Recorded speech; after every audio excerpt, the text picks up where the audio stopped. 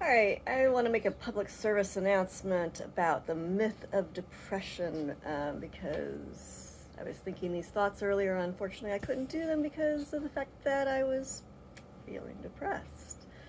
Uh, yes, so now that I'm doing a little bit better and have my voice back, one of the biggest myths, pet peeve that I've always had, and the reason why I am always loath to tell people that yes, I do suffer from long-term depression. It runs in my family. It's my situation in my life. A lot of things have happened that would lead to it.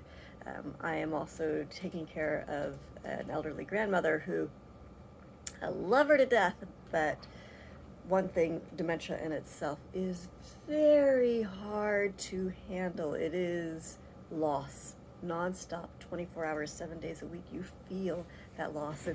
It's loss in any form, in any shape, no matter small, or so how big it is something that you must go through a grieving process. And part of a grieving process is a moment of depression or sadness.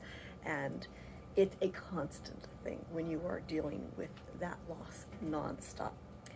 So by itself, it is enough to cause a person moments of depression.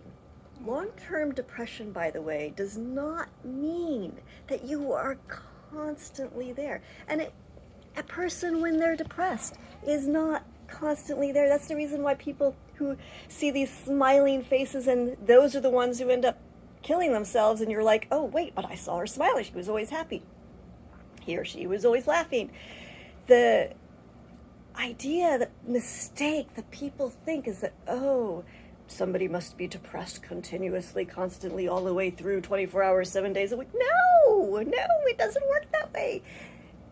Somebody who suffers long-term depression, or even short-term depression, they may only be depressed for 15 minutes of a day, but they could still be considered depressed because during that 15 minutes or 5 minutes or however long it is, especially the long-term depression, it may be where you only have a wave of it for 5 minutes every day.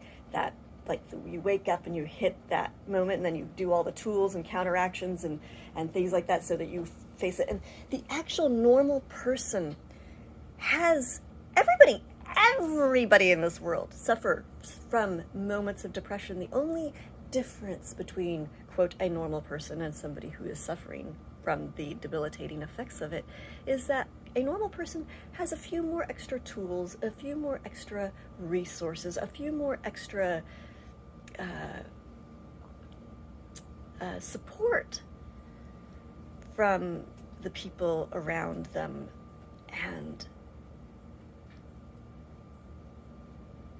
And the chemical reactions that maybe there are a lot of people who are suffering from depression. A lot of it's a chemical thing going on in their body, and that's the reason why, like, oh, the drugs, give them the drugs, and the drugs will take care of the chemical thing. The drugs are the reason why a lot of people who take drugs, who take it to support it, it's a continuous, like, monotone. They feel like they don't have any highs or lows, is because that's what the drug does. It doses their system so that it's a constant. It's not, I don't have the words for this. A person's body throughout any given day, throughout any given month, especially a woman, oh my goodness, don't get me started on the woman's hormonal swings and ups and downs and bits and pieces that go into any-day living. So these drugs that are getting pushed, everybody's body is different times of the day, and so it's this general throw at a person's body, and that's the reason why it's not always very effective. And that's the reason why it's an experiment, and the amounts are an experiment that people are doing. That's the reason why it is much better if you can self-regulate, learning your diet, learning your body, learning your mind, that's the reason why one of the things that I offer is body-mind listening, because it's about listening to yourself and about learning the tools.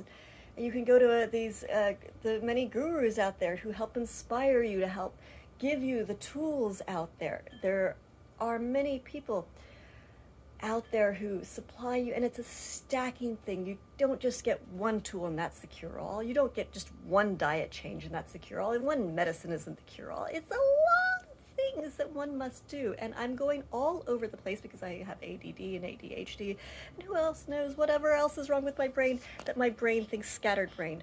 So many of you may not even be able to follow this. I have so many ideas that I want to get, and I think the more and more I start to learn my voice, the more and more I will start to be able to make my thoughts and ideas more coherent.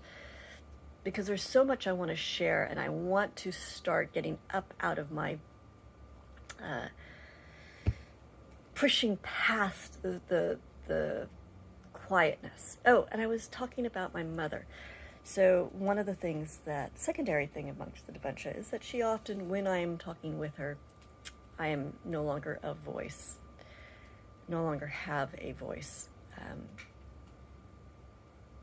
because I'm wanting to listen to her, and I'm wanting to listen to the people around me. And sometimes that's actually one of the things I wanted to do, talk about the myth of depression. What causes depression? Sometimes it's loss. Sometimes for people like me who have sensory processing disorders, it's just that there's so much input coming in that we want to soak up all of life. We love life so much that you want to take it all in, that it becomes overwhelming. That, like, I want to record the sounds, and I want to listen to the sounds, and I'm living in a hotel right now, and I walk down each hallway, and I want to hear the sounds from each door, and the music and the television. I want to know what's going on in each place. I want the sunset, the sunrise. I want to absorb it all, the beauty of the angles, the lighting, and the people, and the music, and I just want to take it all in. And sometimes it's a little overwhelming for me. So then when it becomes overwhelming, then I just want to race to my bed and watch a show and cover the covers and fade out the world, not because I don't like the world, but just I love it too much sometimes. And so that I get depressed because I can't absorb it all, because I'm only one human being. So it's different things for different people, every single person. And I'm going to edit and post a video that I made with my mother about the different things that you shouldn't say to people about when they're depressed, of quotes and phrases. There's a whole bunch of phrases that my mom, I grew up, I love her to death, and she's a wonderful, optimistic person, but she also ignores all of her pain. And I grew up learning. I luckily had a father who was different than her, and it's like, oh, it's okay to listen to pain. And so I learned both the push it to the side and listening to it, and the benefits and the time and place for both. But one of the things I've always have a pet peeve for her, I really believe that a lot of her issues come from never having faced her pain. And so one of my pet peeves is when people say, go to a therapist, or go see somebody else and they'll take care of you. And I always have a pet peeve about that, because that's what your friends are for. Is your friends are somebody you're supposed to be able to go to. But something my mom pointed out really interesting, I'm glad I held out through the conversation long enough to hear her interesting point of view, which is you can't be going and dumping your pain on your friends either, because they have their own pains, and maybe if they hear your pains, it might be too much for them. So for her, hearing somebody's pain, hearing somebody in sadness, it's too much for her. So for her, it's she could never handle sadness around her, because she's not dealing with her own, so she couldn't handle anybody else's. So a lot of your friends, no, you can't go to them, because they're already overwhelmed, and you dumping your shit on them would make it even more overwhelming. So that's the reason why whenever you hear somebody say to you, oh, go to the therapist's office, it's because they have their own shit, and they want you to have a safe space. So I'm not a therapist, but that is something, a service I do provide, and I can't provide it all the time. I can only take 1, maybe 2 clients a day. That's it. I can only supply you 2 hours, maybe more, especially if you're paid. Because I need to pay the bill. So I will give one client an extended time where I'll give them the whole 5 hours or whole 10 hours. I've even known to give somebody 24 hours once. It's the idea of, but I can only take 1 or 2 people at a day. at most, preferably only one person a day. So that is a service that I do offer to one or two people a day. I am not a trained therapist, but I can offer that safe space, and you can be reassured that your problems won't affect me in making me even more depressed.